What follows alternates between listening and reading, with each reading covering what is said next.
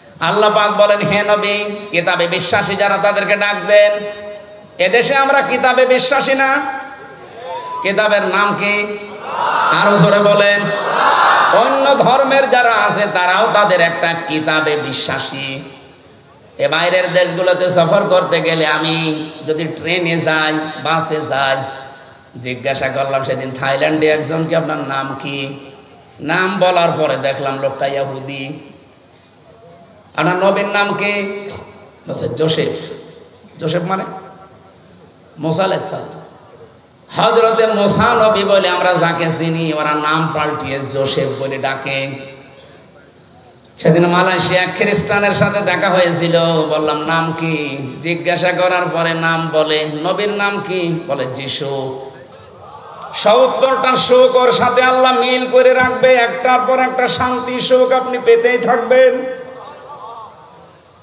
আমি আবার বলছি, কষ্ট পেলেই কিন্তু হবে না, কষ্টটা পাওয়া লাগবে। কয় কারণে? আরো জোরে। আমি নাম ধরেই বলছি, হাসিনা যেদিন বিদায় নেয় কষ্ট পাইনি।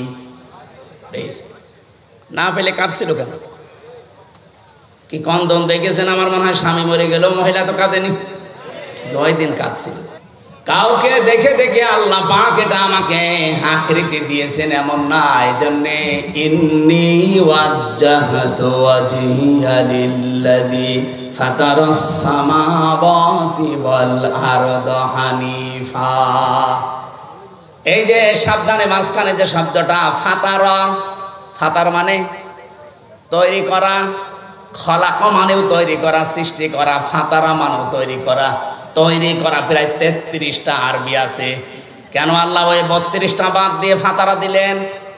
ফাতার শব্দের শাব্দিক অর্থ হচ্ছে এমন ভাবে তিনি বানিয়েছেন কোনো নমুনা, কোনো আকার, কোনো মডেল ছাড়া। পেটের ভেতরে যে আমাদের আকৃতি আল্লাহ বানিয়েছেন, এটা কি একটা দেখি আর একটা না। বিজ্ঞান এখন দেখাচ্ছে আমাদের 3.5 হাত মডির ভেতরে কমপক্ষে 5টা জিনিস তো এমন আছে যেটা আজ পর্যন্ত কারোর সাথে মেলে নাই, কিয়ামত পর্যন্ত মিলবেও না। তার 1 নম্বরে হাতের এই ছাপ। এখানে 153টা রেখা আছে, আজ পর্যন্ত কারোর সাথে মিলছে না, কিয়ামতের আগে মিলবেও না। এই দেশে যারা সবচাইতে বেশি সম্মানিত মানুষ, যারা 3 বারের প্রধানমন্ত্রী, তাকেও ছাড়ে নাই। এক কাপড়ে বাড়ি থেকে বের করে দিয়েছে। কি অসম্মান বলেন তো! এই বিধবা মহিলাটা কি কান্না ওই দিন আপনি দেখেছেন? তামাম দুনিয়া কাঁদছিল, কিন্তু স্বৈরাচার কাঁদে নাই। ও আরো আনন্দ করেছে।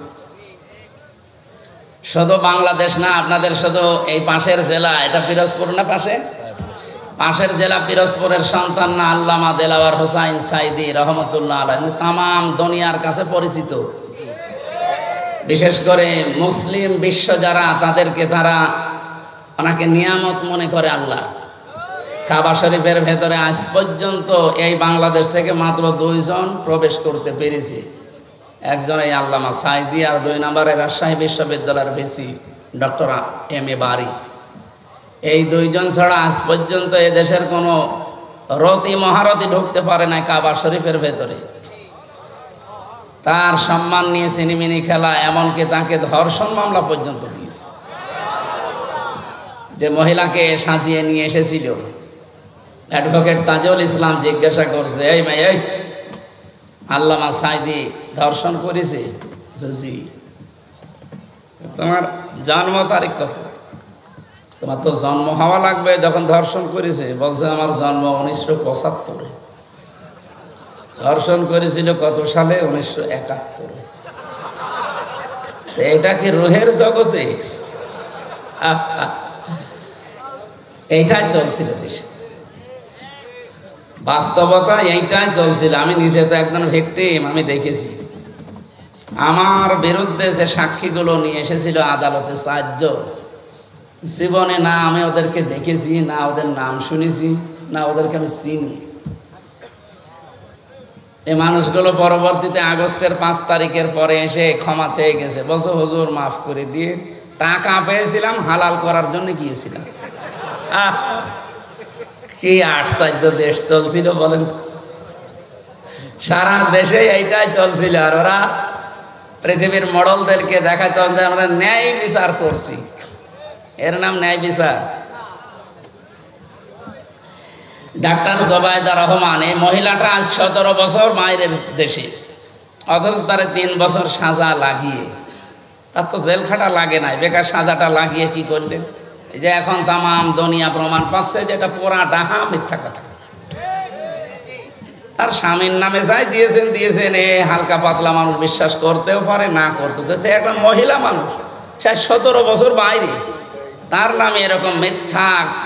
এই জন্যই তো আজ পৃথিবীর মানুষ এই যে নিষিদ্ধ হওয়ার দাবি এমনি ওঠে নাই, অনেকগুলো কারণ আছে। প্রায় 4500-র উপরে মানুষ পালিয়েছে, সব এই দাদাদের দেশে, বিভিন্ন দেশে যারা আছে, এই মানুষগুলোর হাতে কিছু নেই, কিন্তু ব্রেন তো নষ্ট হয়নি, ব্রেন তো ঠিক আছে। তারা ওখানে বসে বসে ষড়যন্ত্র চালাচ্ছে। এটা গত পরশু দিনের রিপোর্ট, আগস্টের 5 তারিখ থেকে এই মে মাসের 8 তারিখ পর্যন্ত 28 বার ওরা চেষ্টা চালিয়েছে এই দেশকে অস্থিতিশীল করার জন্য, একবারও সফল হতে পারেনি। কেন পারেনি বলেন তো? সূরা আলাম নাসরা 5 এবং 6 নম্বর আয়াতের কিছু অনুপ্রেরণামূলক কথা আছে। এই যে ওদের 28 বারের ষড়যন্ত্র সফল হয়নি, কেন হয়নি? আল্লাহ পাক বলেন, ফাইন্না মাআল উসরি ইসরা, ইন্না মাআল উসরি ইসরা, অবশ্যই কষ্টের পরে সুখ। না, হয়নি। আপনি আলে, আমি ভুল বলবার আপনি ঠিক বলবেন মানে? এখানে যদি বাদ শব্দ আল্লাহ দিত তাহলে পরে অর্থ হতো, এই যে জমার দিন একটা নামাজ আছে, নামাজের নাম বাদাল জমা, বলেন না? এলাকায় পড়েন, বাদ মানে কি? পরে। তো এই জায়গায় তো আল্লাহ বাদ শব্দটা দেয়নি, কি দিয়েছে? মা। কি দিয়েছে? মা মানে সঙ্গে, সাথে। আল্লাহ সঙ্গে সাথে দিয়ে শেষ করে দেননি, এরপরে দিয়েছেন উসরুন, মানে কষ্ট, দুঃখ। আল্লাহ কষ্ট দুঃখ দেওয়ার আগে একটা আলিফ লাম লাগিয়ে এটা মারেফা করে নির্দিষ্ট করে দিয়েছেন। কিন্তু এর পরের শব্দ ইসরা, এটার আরবি অর্থ, বাংলা অর্থ সুখ, শান্তি, স্বস্তি, নিরাপত্তা, কল্যাণ, 33টা অর্থ আছে। কিন্তু এই শব্দের আগে আপনি আর আলিফ লাম পাবেন না। পরা কোরআন শরীফে যেখানে আল্লাহ উসরুন দিয়েছেন, দেখবেন আলিফ লাম লাগিয়ে ওটা নির্দিষ্ট একটা কষ্ট। কিন্তু ইসরা যেখানেই পাবেন আলিফ লাম নেই। আমি চিন্তা করেছিলাম আয়াত নিয়ে, কেন আল্লাহ দিলেন না? একটা দুইটা না, ভার্সিটিতে থাকাকালীন প্রায় 42টার উপরে আমি তাফসির এক জায়গায় মিলিয়েছি, একটাতে শুধু এর জবাব পেয়েছি। তাফসিরে ফি জিলালিল কোরআন সৈয়দ কুতুব রহমতুল্লাহ আলাইহি টিকায় লিখেছেন, এই পৃথিবীতে কেউ যদি একটা কষ্ট সহ্য করে 3টা কারণে। এবার আসেন এই আয়াতের মূল শিক্ষায়।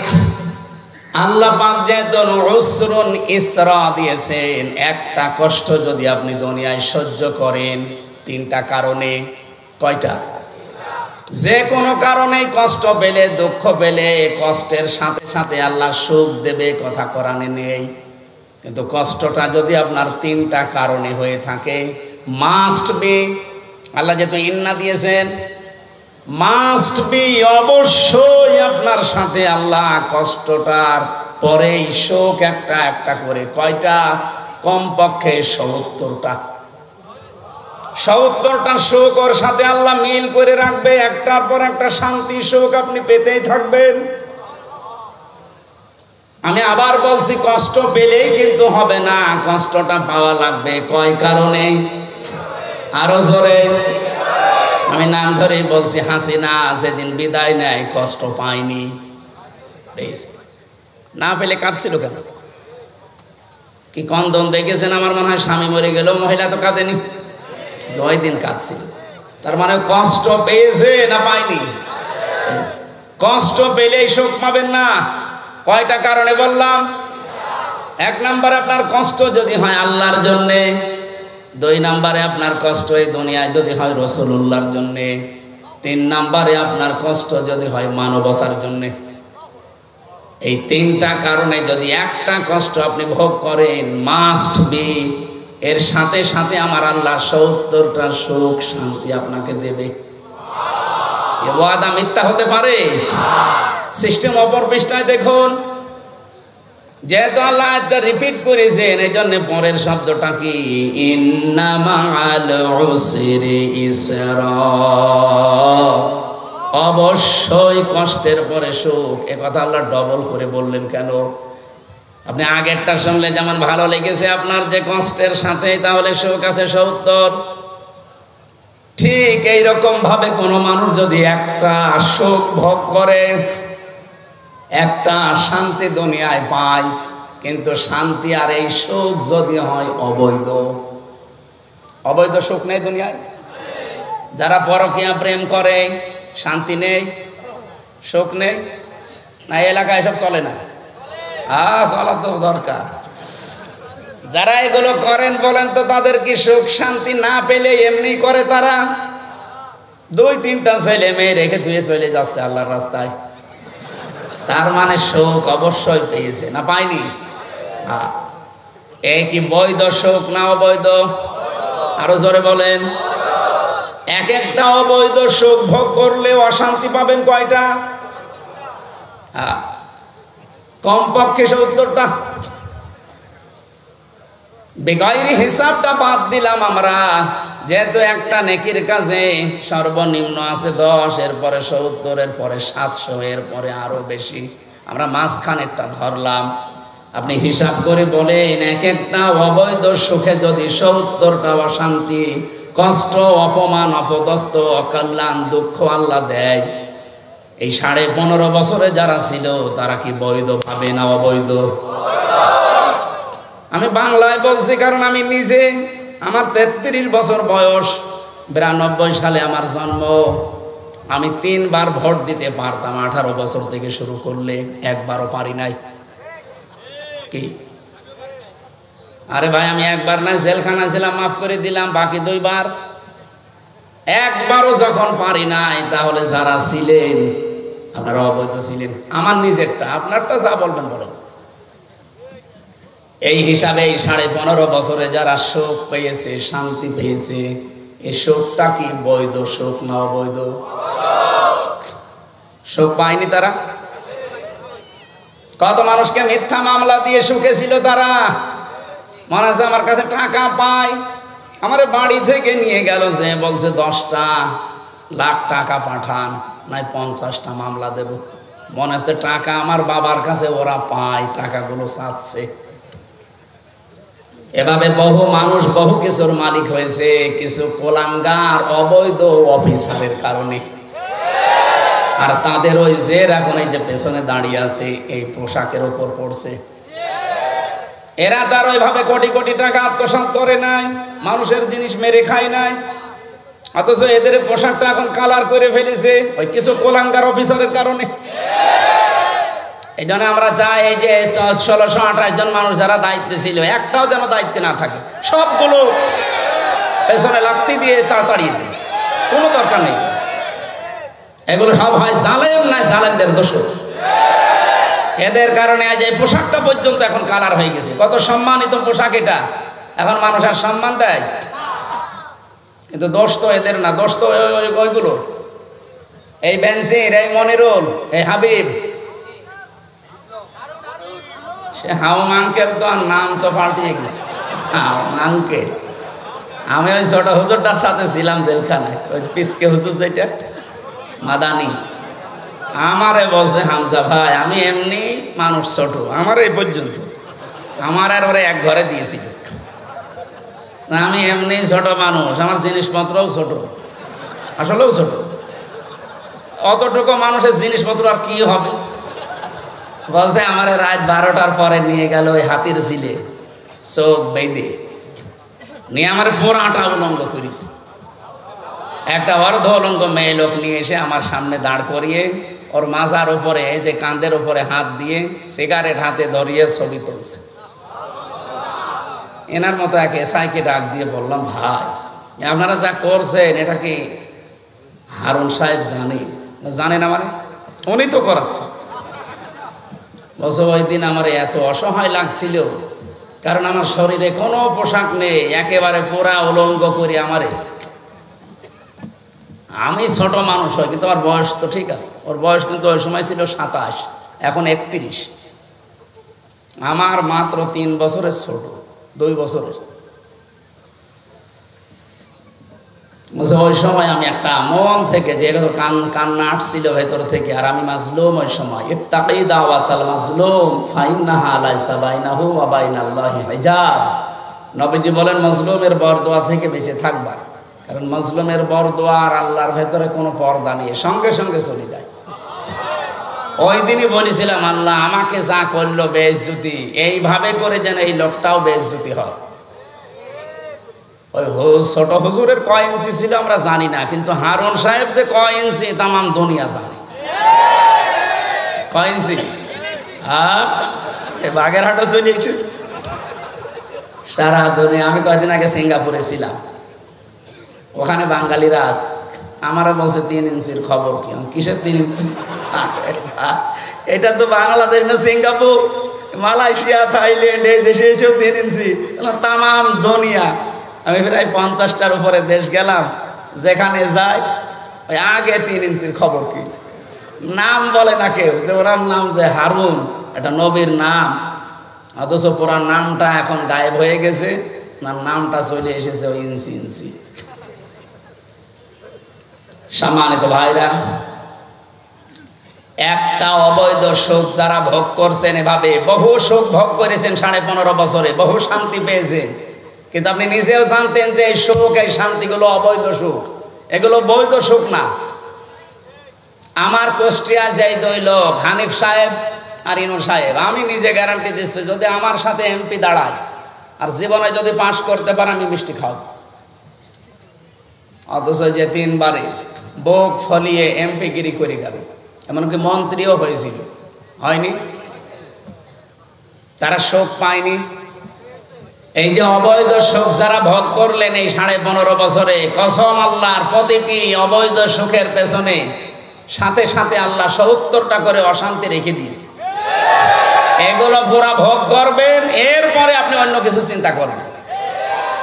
এই 28 বার ওরা চেষ্টা চালিয়েছে এই 9 মাস কয়দিনে, একবারও সফল হতে পারেনি। একটাই কারণ যত অবৈধ সুখ ভোগ করেছেন, প্রতিটি সুখের পেছনে সাথে সাথে কয়টা করে? যদি 15.5 বছরে ওরা 50টা সুখও ভোগ করে, তাহলে আপনি হিসাব করে দেখেন 3,500 অশান্তি ভোগ করা লাগবে তাদের। 3,500 অশান্তি ভোগ হয়েছে। আপনি কোন সাহসে বলেন যে আমি চট করে চলে আসবো? আপনার এই অশান্তিগুলো ভোগ করা লাগবে না? এগুলো সব ভোগ করবেন, এরপরে বলবেন যে আমি চট করে চলে আসবো। আর আমার মনে হয় এত সুখ ভোগ করার পরে যে অশান্তিগুলো আল্লাহ দেবে, এক একটায় 70টা, 50টা হলে 3,500, আপনি আর বেঁচে থাকতে পারবেন, আপনি কবরে চলে যাবেন।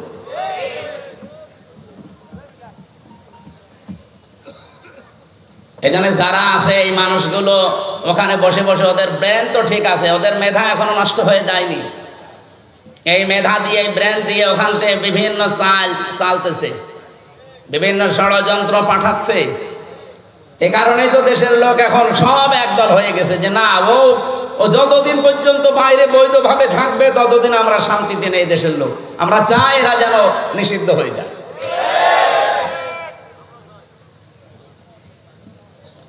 এর আগে যতবার তাদেরকে সুযোগ দিয়েছে, প্রত্যেকবার ক্ষতি করেছে। আপনি হিসাব করে ইতিহাসের দিকে তাকিয়ে দেখবেন, যতবার সুযোগ দেওয়া হয়েছে, ভালো হতে মানুষের এত সময় লাগে? 1 বার 2 বার 3 বার সুযোগ দিলে তো মানুষ ভালো হয়ে যায়। 14 বার সুযোগ দিয়েও আপনি ভালো হচ্ছে না, আপনার কপালে আর হেদায়েত নেই। কারণ মানুষ যখন পাপ করতে করতে সীমা ছাড়িয়ে যায়, যখন সম্মানিত মানুষদেরকে অসম্মান করা শুরু করে, সূরা আলে ইমরানের 4 নম্বর পারা 12 নম্বর পৃষ্ঠা 9 নম্বর লাইনে আছে, এটা শেষের দিকে আছে, ইন্নামা নুমলি লাহুম লিয়াজদাদু ইসমা ওয়া লাহুম আযাবুম মুহিন।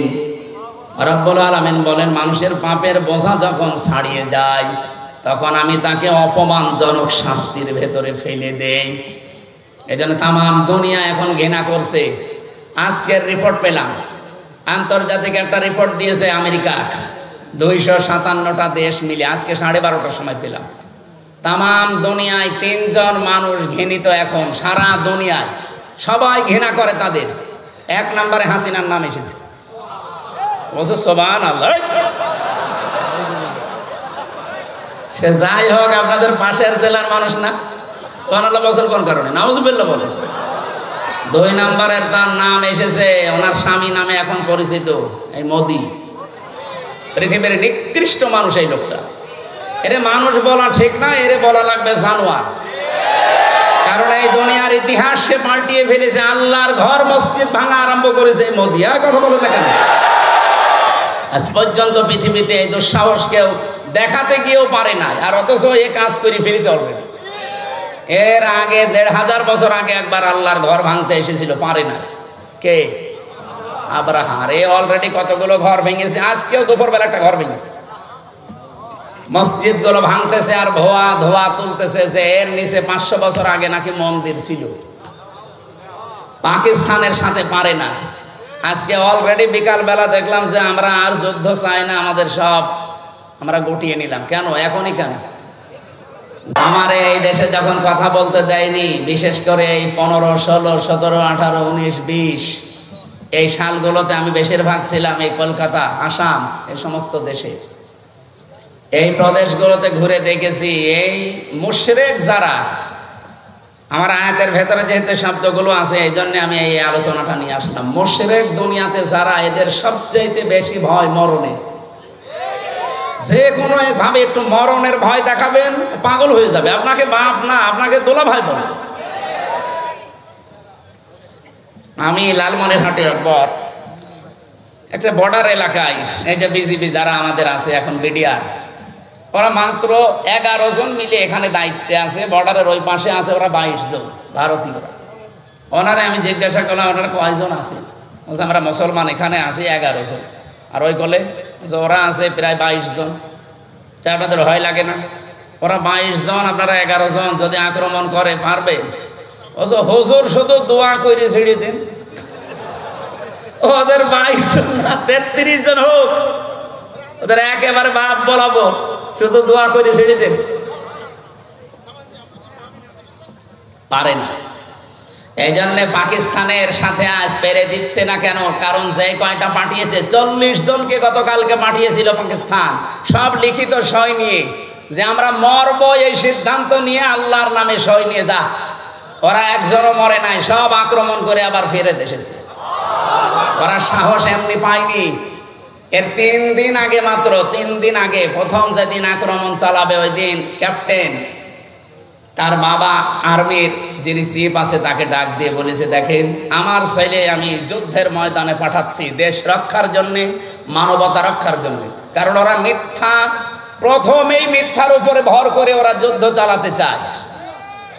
এই ইন্ডিয়া 54 বছর আমাদেরকে দাঁড়াতে দেয়নি, পুরাটা মিথ্যার উপরে। পাকিস্তানের ওপরও মিথ্যা তথ্য দিয়েছিল যে আমরা জঙ্গি ঘাঁটিতে বিমান হামলা করছি। তা আপনি মসজিদ ভাঙলেন কেন? আপনি জঙ্গি ঘাঁটি যদি পান সেখানে বিমান মারেন, তামাম দুনিয়া আপনাদের সাপোর্ট দেবে। আপনি মসজিদ ভাঙলেন কেন? মাদ্রাসা ভাঙলেন কেন? শিশু মেরে ফেললেন কেন? এটার জবাব দেওয়া লাগবে না? এই জন্যে পাকিস্তানের দল মত আর নেই, সব এক হয়ে গেছে। এরা এক হয়ে এমনকি আর্মির প্রত্যেকের বাবা এসে এসে বলছে আমার ছেলেকে আমি পাঠিয়ে দিলাম মানবতার জন্য, ইসলামের জন্য, দেশ রক্ষার জন্য, যান। কিন্তু আমার ছেলে যদি পেছনে গুলি লাগে আমার ছেলেকে নিয়ে আসবেন না, ওরে সাগরে ফেলে দেবেন, বন জঙ্গলে রেখে আসবেন, ওরকম ছেলে আমার দরকার নেই। ছেলের যদি সামনে গুলি লাগে আমার কাছে নিয়ে আসবেন। ও ক্যাপ্টেন মারা গেছে, ওনারা নিয়ে আসার সময় বাবা জিজ্ঞাসা করছে নিয়ে আসলেন মানে? বলছে বাবা আপনি যা বলেছিলেন ওই কথা আমরা ঠিক রেখেছি, আপনার এই ছেলের পেছনে একটা গুলিও লাগে নাই, বুকে লেগেছে 22টা গুলি লেগেছে। এদের সাথে গরুর মদ খাওয়ালো, ওকে শুকর খাওয়ালো, ওকেরা পারবে? এখন বাধ্য হয়ে সেই মাছ না পেয়ে চেপে কামড় দেবে, আমাদের এদিকে ওরা টার্গেট নিতে পারে। এজন্য সাবধান থাকা লাগবে। কি কথা বোঝেন? সাবধান থাকা লাগবে। ওয়ালা তাজিদান্নাহুম আহরাসান নাসি আলা হায়াতি ওয়া মিনাল্লাযিনা আশরাকু।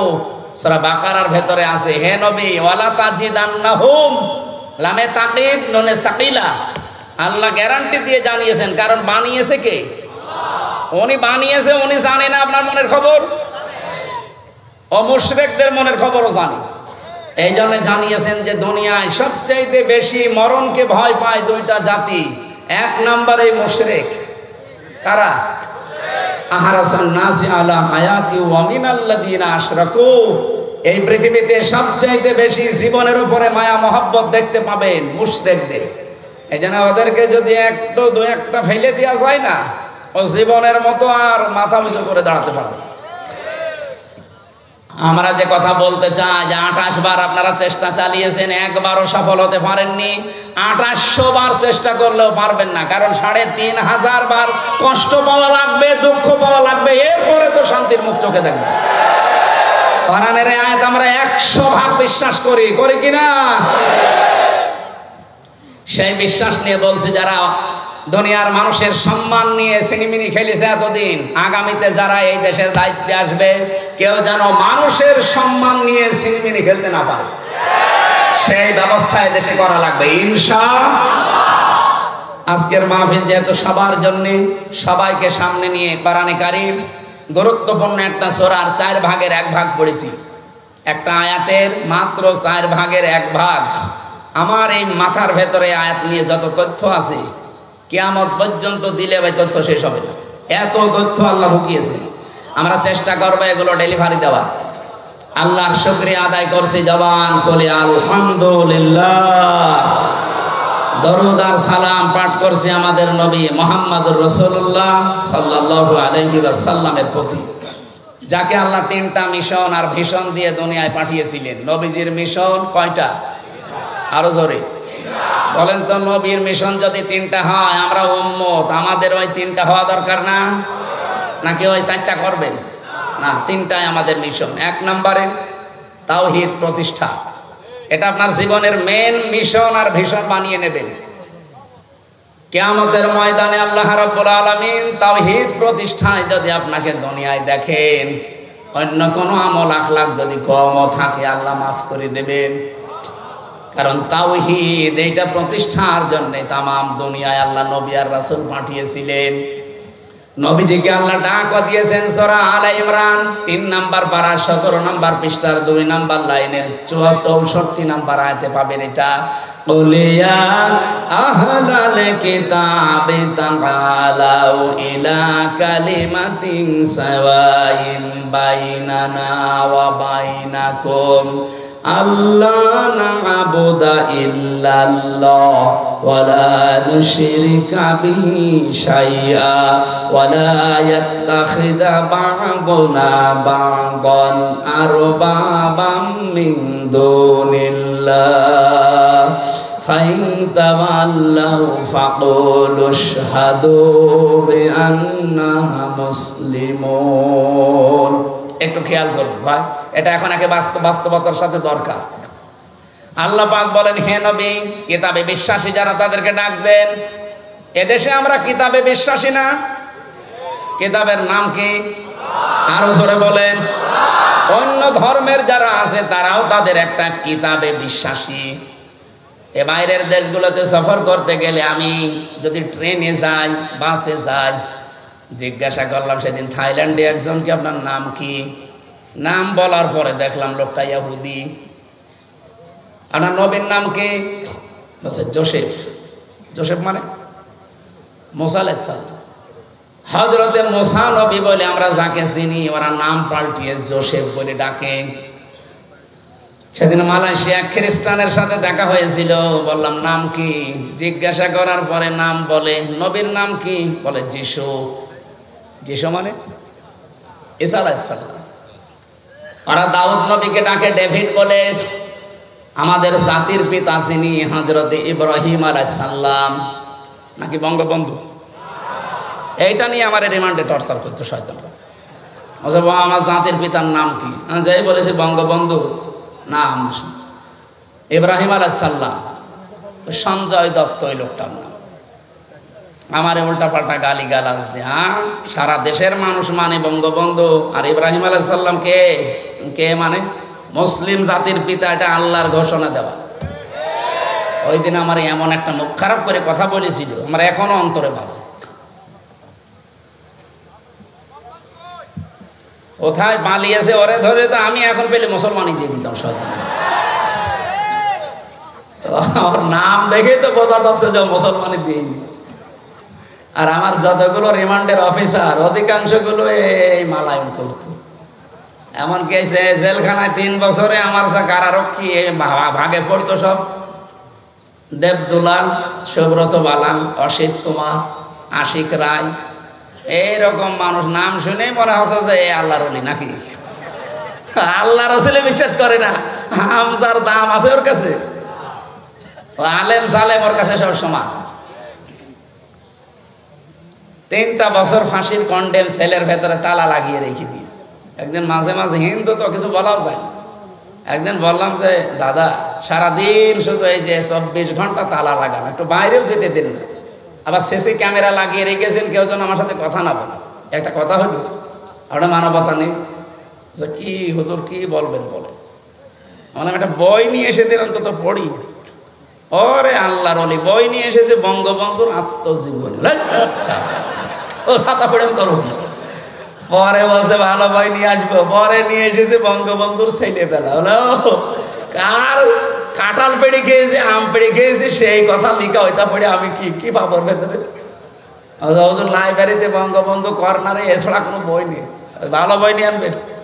ভালো বই এবার নিয়ে এসেছে বঙ্গবন্ধুর চীন সফর, ছাতা সব ওইটা। বললাম আর কর্নার বই নিয়ে আসার দরকার নেই।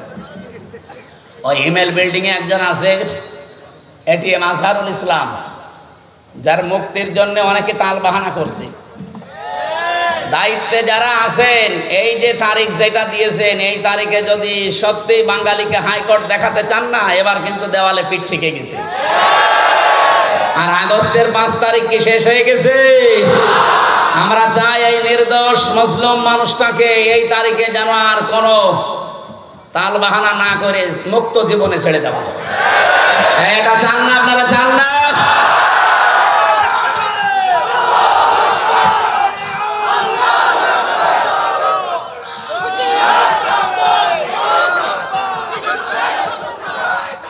আমার ভাইরা, ওনারা বললাম যে বই ওনার কাছে বলবেন, ওনার কাছে বই আছে। যে বলছে হামজা বই চেয়েছে, আল্লাহর ইশারা 2টা তাফসির দিয়েছিল আল্লাহরে বান্দা, ফি জিলালিল কোরআন আর তাফহিমুল কোরআন।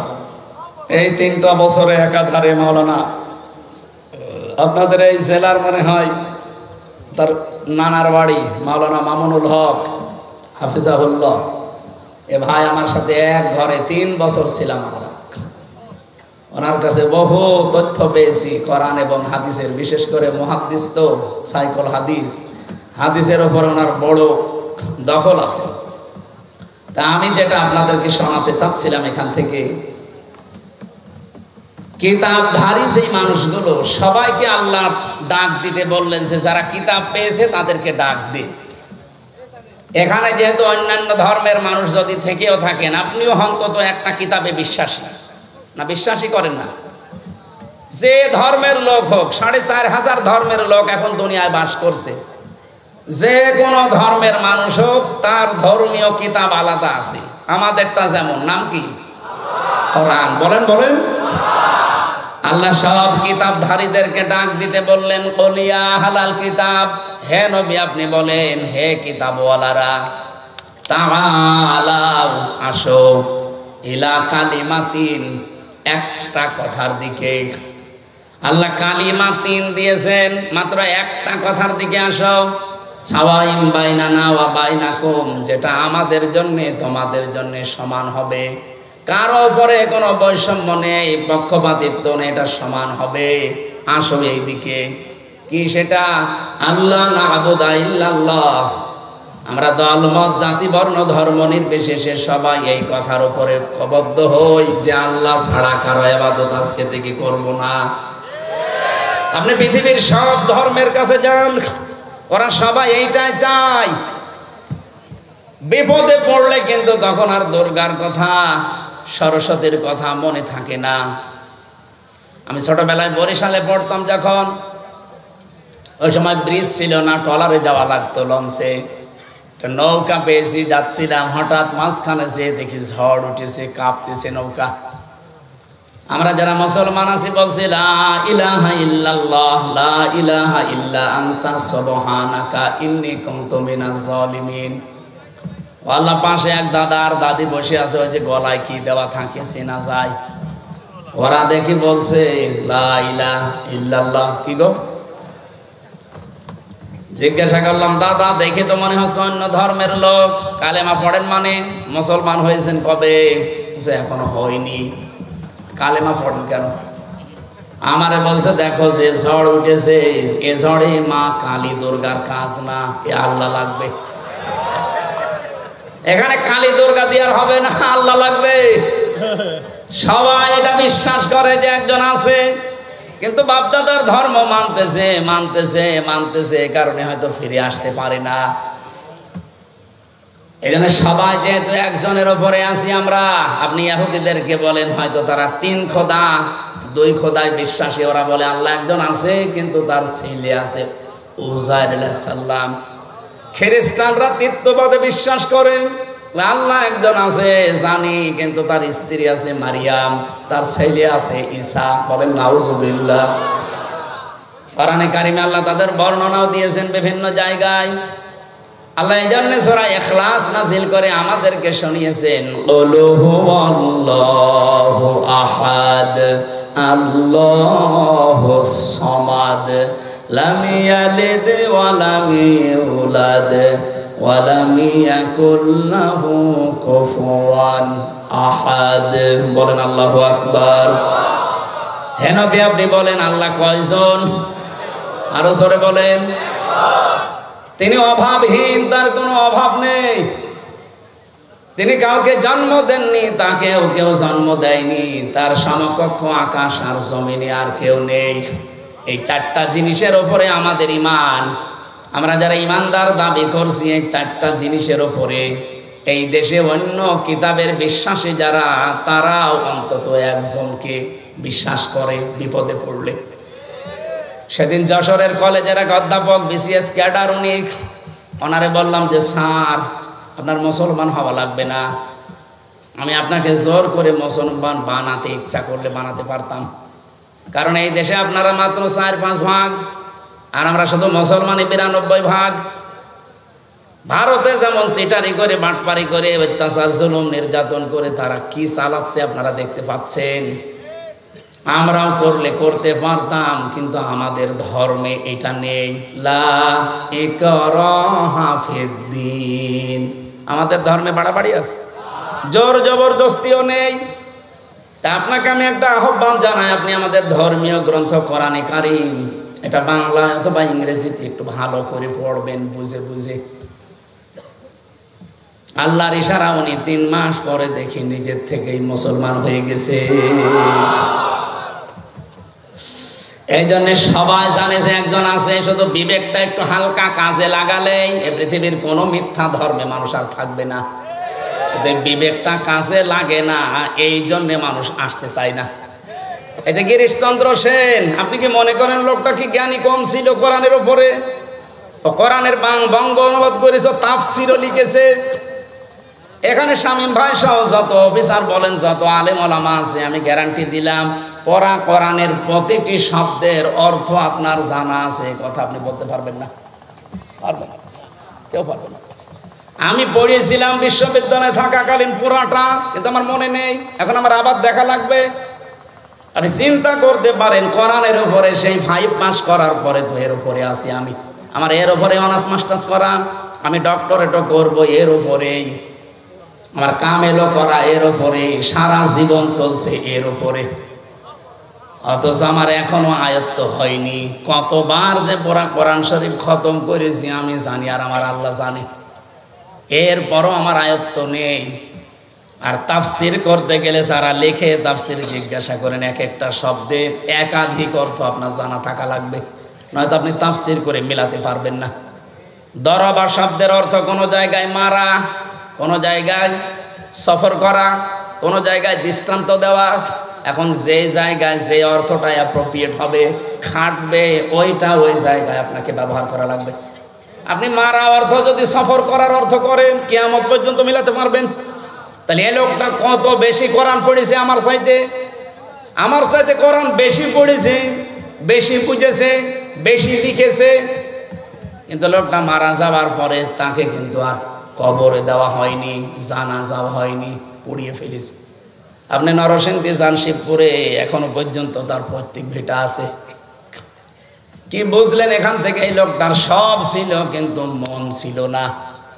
কারণ হেদায়েত পাওয়ার জন্য একটা মন লাগবে, ওই মন যদি কারো না হয় আল্লাহ জোর করে হেদায়েত দেবে না।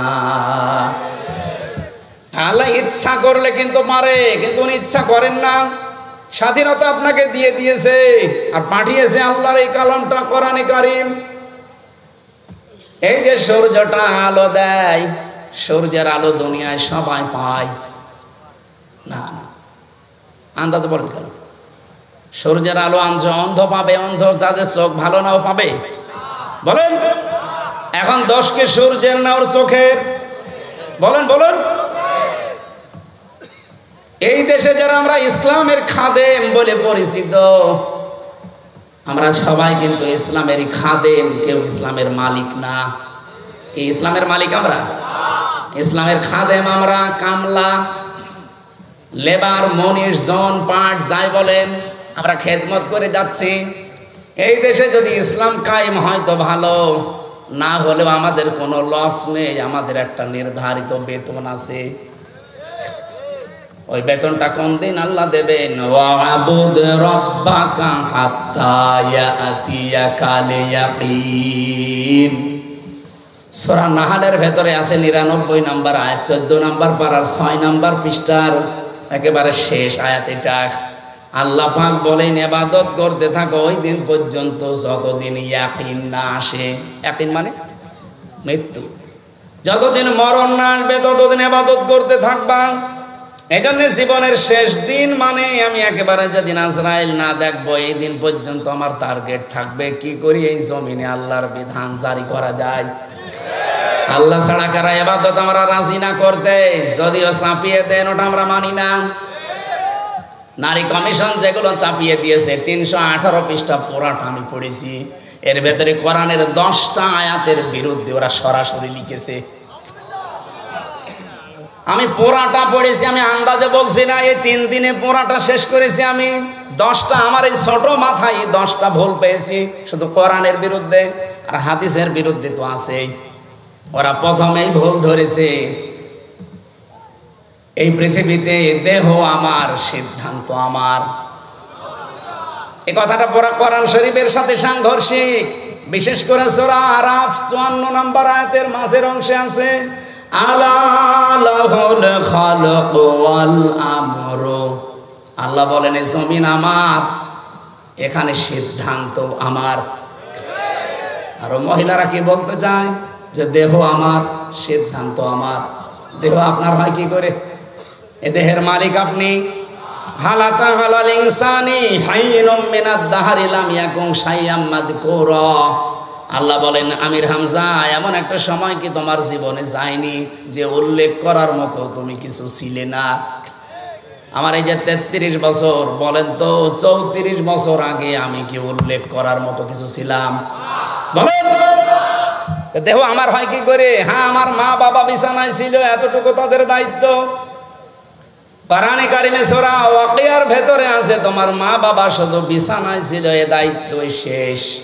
বাকি ওই বীর্য থেকে শুরু করে পর্যন্ত কোনো দায়িত্ব তোমার মা বাবার আর নেই। পুরাটা আমি আল্লাহ নিজে প্রসেস করেছি। আপনি এখানে যদি কম্পিউটার ভেড়াতেন এটা না দিয়ে, আমি আপনাকে এই স্ক্রিনে দেখাতে পারতাম বাবার স্ফলিঙ্গ দিয়ে দ্রুত গতিতে যে পানিটা বের হয়ে যায়। ফালিয়ানজুরিল ইনসানু মিম্মা খুলিক খুলিকা মিম্মা ইগদাফিকিন ইয়াখরুজু মিন বাইনিস সুলবি ওয়াত তারাইব। রব্বুল আলামিন বলেন মানুষকে একটু ভাবে না, চিন্তা করে না যে কি জিনিস দিয়ে তারে বানালাম। বাবার স্ফলিঙ্গ দিয়ে দ্রুত গতিতে বের হয়ে যাওয়া নাপাক পানিটা মায়ের রেহেমের ভেতরে জমা হয়। বিজ্ঞান এখন দেখিয়েছে 1 ফোঁটা পানি যখন বাবার নাপাক পানিটা বের হয়, এটা মায়ের রেহেম পর্যন্ত যেতে যেতে কমপক্ষে 40 কোটি মানুষ হতে পারে। এটা যদি সব আল্লাহ বাঁচিয়ে রাখতো আর মায়ের পেটে যদি ধারণ ক্ষমতা থাকতো, এক ফোঁটা বীর্যে 40 কোটি মানুষ আল্লাহ বানাতে পারে, সে ক্ষমতা ওর ভেতরে আছে। এগুলো যেতে যেতে মায়ের জরায়ুর দেওয়ালের সাথে ধাক্কা লেগে অধিকাংশ গুলো মরে যায়, পড়ে যায়। শেষ পর্যন্ত আমি ওই জায়গায় গিয়ে পৌঁছিয়েছি। আপনি কেন বললেন যে দেহ আমার, সিদ্ধান্ত আমার? ওই জায়গায় 40 কোটির ভেতরে শুধু আমি একা বেঁচেছিলাম, বাকিগুলো কেউ ওখানে যেতে পারেনি। আমাকে যাওয়ার জন্য আমার মা আমার বাবাও সাহায্য করেনি, করেছিল কে? ওই জায়গায় যদি আল্লাহ আমাকে আকর্ষণ করে দিতেন, ওই জায়গা থেকে যদি আমাকে ফেলে জরায়ুর দেওয়ালের সাথে ধাক্কা দিতেন, কোন বাবা আপনার এই মুখ দেখাতো?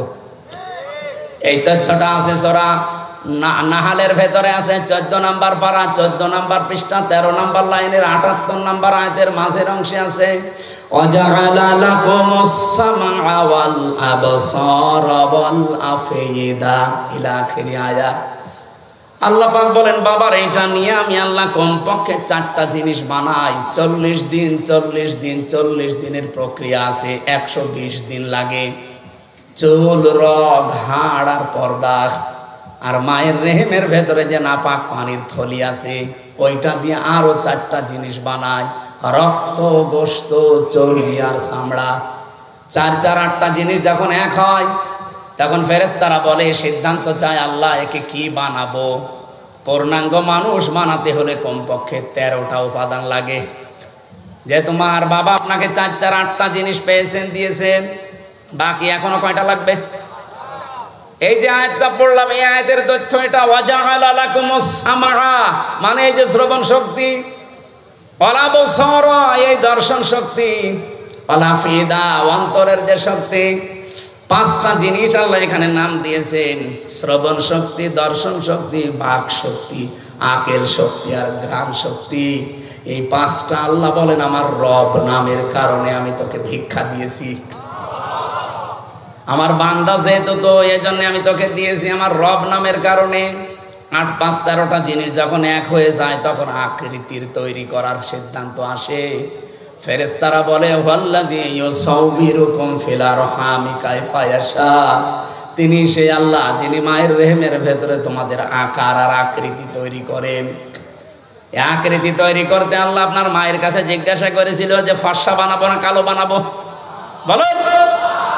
আল্লাহ নিজের সিদ্ধান্তে বানিয়েছেন, এমনকি কাউকে দেখে দেখে বানিয়েছেন তাও না, কাউকে দেখে দেখে আল্লাহ পাক এটা আমাকে আকৃতি দিয়েছেন এমন না। এজন্যে ইন্নী ওয়াজ্জাহতু ওয়াজহিয়া লিল্লাযী ফাতারাস সামাওয়াতি ওয়াল আরদা হানিফা।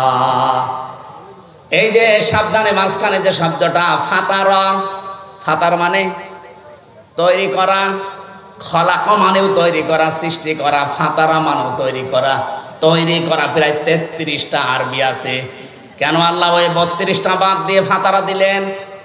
ফাতার শব্দের শাব্দিক অর্থ হচ্ছে এমন ভাবে তিনি বানিয়েছেন কোনো নমুনা, কোনো আকার, কোনো মডেল ছাড়া। পেটের ভেতরে যে আমাদের আকৃতি আল্লাহ বানিয়েছেন, এটা কি একটা দেখি আর একটা না। বিজ্ঞান এখন দেখাচ্ছে আমাদের 3.5 হাত বডির ভেতরে কমপক্ষে 5টা জিনিস তো এমন আছে যেটা আজ পর্যন্ত কারোর সাথে মেলে নাই, কিয়ামত পর্যন্ত মিলবেও না। তার 1 নম্বরে হাতের এই ছাপ, এখানে 153টা রেখা আছে, আজ পর্যন্ত কারোর সাথে মিলছে না, কিয়ামতের আগে মিলবেও না। 2 নম্বরে আমাদের এই চোখের ভেতরে 5টা জিনিস আছে, money, less, lens, equal, deep equal. এগুলো আজ পর্যন্ত কারো মেলে নাই, মিলবেও না। 3 নম্বরে চামড়া, 9768 প্রকার চামড়া এই 3.5 হাত বডির ভেতরে আছে। এক একটা চামড়ার এক এক রকম গুণ। আশ্চর্যের বিষয়, আমি নিজে দেখেছি। আমার চামড়া, স্বামী ভাইয়ের চামড়া হয়তো মনে হচ্ছে এক। আমার চামড়া কেটে যাক, ফেটে যাক, ছিঁড়ে যাক, পুড়ে যাক, ওনার চামড়া কেটে লাগিয়ে দেবেন, ভালো হওয়া দূরের কথা, পছন্দ হবে, জীবনও ভালো হবে না। আমার চামড়া যদি আমার শরীরের কোনো জায়গা থেকে কেটে এনে লাগিয়ে দেন, ওটা কিছুদিনের ভেতরে আবার মিলে যাবে, ভালো হয়ে যাবে। আল্লাহ এখান থেকে একটা তথ্য দিতে চেয়েছেন। ওয়ালা তাজিরু ওয়াজিরাতু বিজরা উখরা, এই আয়াতের ব্যাখ্যায় পাবেন তাফসিরে মাজহারির ভেতরে আছে যে তোর চামড়ার সাথে শামীমের চামড়া মেলে না, আর কিয়ামতের দিন ও তোর পাপের বোঝা বহন করে নিয়ে যাবে। ও বলে তুই বিশ্বাস করিস? তুই একটা পাগল আর একটা ভণ্ড। এরকম পাগল আর ভণ্ড দেশে নেই। কত দরবার থেকে আওয়াজ উঠতেছে, কোনো চিন্তা নেই, বাবা আছে, বাবা পার করবে।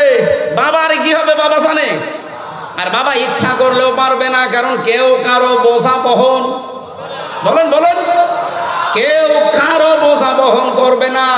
ভরসা করবেন না, নিজের কাজ নিজে করে যান। চামড়ার পরে আমি দেখেছি আস্বাদন স্তর, এই যে আমাদের জহব্বার ভেতরে যে স্বাদ নেওয়ার স্তর আছে, বিজ্ঞান এখন জানিয়েছে কয়েক ইঞ্চি জহব্বার ভেতরে কমপক্ষে 2 কোটি আস্বাদন স্তর আছে। মানে 2 কোটি খাবার যদি একটার পরে একটা দিতেই থাকে, ও প্রত্যেকটা খাবারের আলাদা স্বাদ বলি দিতে পারবে, সে ক্ষমতা জহব্বার আছে। আমি বাংলাদেশ সহ বললাম না, কতগুলো দেশ ঘুরলাম, কোন জায়গায় আমি 2 কোটি খাবার একসাথে রান্না পাইনি। আপনি পেয়েছেন? যত নামি দামি হোটেল হোক, আমি বাংলাদেশে এক জায়গায় 120 প্রকার পেয়েছি। গাজীপুরের নিরিবিলি হোটেলে কাপাসিয়ায়, এটা সর্বোচ্চ পেয়েছি 120 প্রকার। ও মালিকের নাম তোতা মিয়া। বললাম যে ভাই কি কি আছে নিয়ে আসেন তো। ও আল্লাহ খাবার নিয়ে এসেছে। এটা কি? কাঁঠালের পাতা ভর্তা। আচ্ছা, কাঁঠালের পাতা ভর্তা এবার খাবার হইল? বাঁশের পাতা ভর্তা, বেগুনের পাতা ভর্তা, সব মিলিয়ে 120 প্রকার। আপনি চিন্তা করেন, সব মিলিয়ে বানাচ্ছে 120 প্রকার। আর আমার আল্লাহ মাত্র কয়েক ইঞ্চি জহব্বার ভেতরে স্বাদ নেওয়ার স্তর দিয়েছেন কত।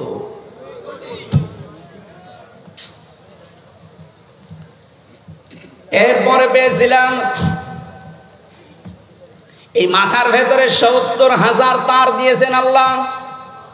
এই প্রতিটি তার শরীরের বিভিন্ন জায়গায় আমার আল্লাহ সেট করে রেখেছেন। শুধু চামড়া খুলে ডাক্তারের কাছে যে দেখবেন কিভাবে আপনাকে ইঞ্জিনিয়ারিং কায়দায় আল্লাহ বানিয়েছে। আল্লাহ বলেন কোনো অস্তিত্ব ছিল না। আমি 40 দিন করে করে যখন খাবারের উদ্রেক দেখা দিল 6 মাসের ভেতরে, তখন আমি আল্লাহ একটা আকৃতি নিজে তোরে বানিয়ে দিলাম। ছেলে না মেয়ে এটা আমার সিদ্ধান্তে। নাকি কেউ সিদ্ধান্ত দিয়েছে? এটা সিদ্ধান্ত দেওয়ার পরে আস্তে আস্তে মায়ের খাবারের নাপাক রক্তটা আমি আল্লাহ বন্ধ করে দিয়ে নাভির ভেতর দিয়ে, এটা আমি তোর নাভির ভেতরে 5 করে বাঁচিয়ে রাখলাম। আমি ইচ্ছা করলে এই নাপাক রক্ত তোর মুখ দিয়ে দিতে পারতাম। ও হামজা, এই পৃথিবীর ময়দানে তোর মুখটা আমি মায়ের পেটে পর্যন্ত পবিত্র করে রাখলাম, যেন এই মুখটা নাপাক না হয়। অথচ দুনিয়া আসার পরে দেখি তোর এই মুখটা আর পাক থাকে না, নাপাক হয়ে যায়। কত মানুষ সুদের টাকা খায় এই মুখ দিয়ে। না এলাকায় সুদ নেই? এই যে টাকা ছেড়ে রাখে, মাসে মাসে 1000 টাকা দিলে 100 টাকা বেশি দেয়। এটা যারা করছেন জেনে রাখেন আপনি মায়ের সাথে জেনা করছেন। এ কাজে কারা আছেন হাত তোলেন তো। এই ওয়াজ মনে হয় এই এলাকার জন্য না, এই এলাকায় নেই। হ্যালো,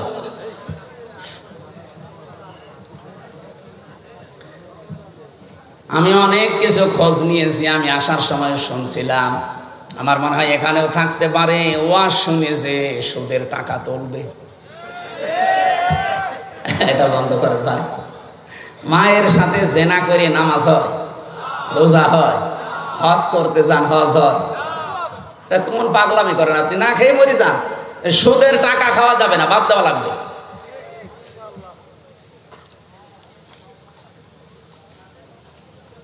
যারা ঘুষ খান, শব্দটা যেহেতু শুনলে বোঝা যাচ্ছে অবৈধভাবে ইনকাম করেছেন আপনি ঘুষের টাকা, এটা হারাম। এই জিনিসটা আপনি মুখ দিয়ে দেবেন, এই জন্য আমার আল্লাহ মুখটা পবিত্র রাখেন নাই।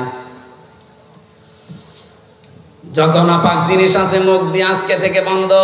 দরকার আমি এভাবে মরে চলে যাব খবরে, আমি নাপাক কোনো জিনিস আমার মুখ দিয়ে দেব না।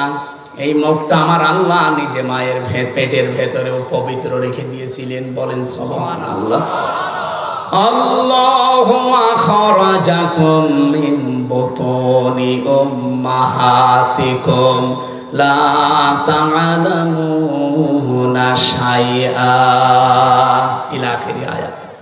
তথ্যগুলো লম্বা করে বলতে গেলে বহু সময় যাবে। যে তোরা যে সিদ্ধান্তগুলো রায়গুলো দিয়েছে, নীতিমালাগুলো একটাও আমার কোরআনের সাথে মিলছে না।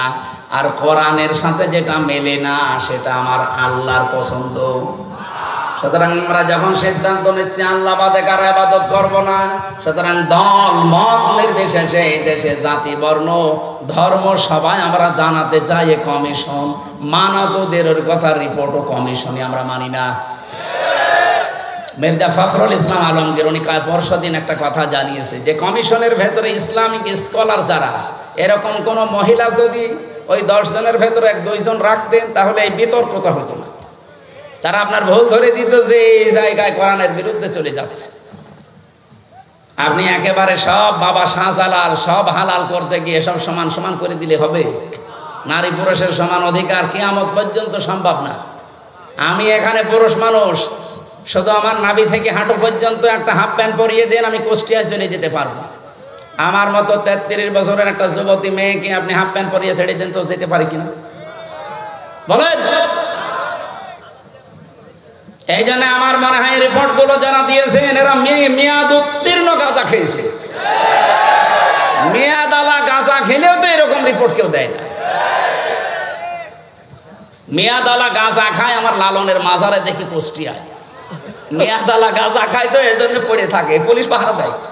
পুলিশ যে পাহারা দেয় ওরা গাঁজা খায়, গাঁজা খেয়ে পড়ে থাকে, কথা বলে না। আর এরা গাঁজা খেয়েছে কিন্তু মেয়াদ উত্তীর্ণ হওয়া গাঁজা, এই কারণে এমন উল্টাপাল্টা করতেছে। এগুলোরে আর বাইরে রাখা আমার মনে হয় ঠিক হবে না। দায়িত্বে যারা আছেন এদেরকে তাড়াতাড়ি পাবনায় পাঠিয়ে দেন। এই 4-5 দিন আগে পাবনায় গিয়েছিলাম পাগলা গারাত দেখতে, যে দেখি পাগল আর বেশি নেই।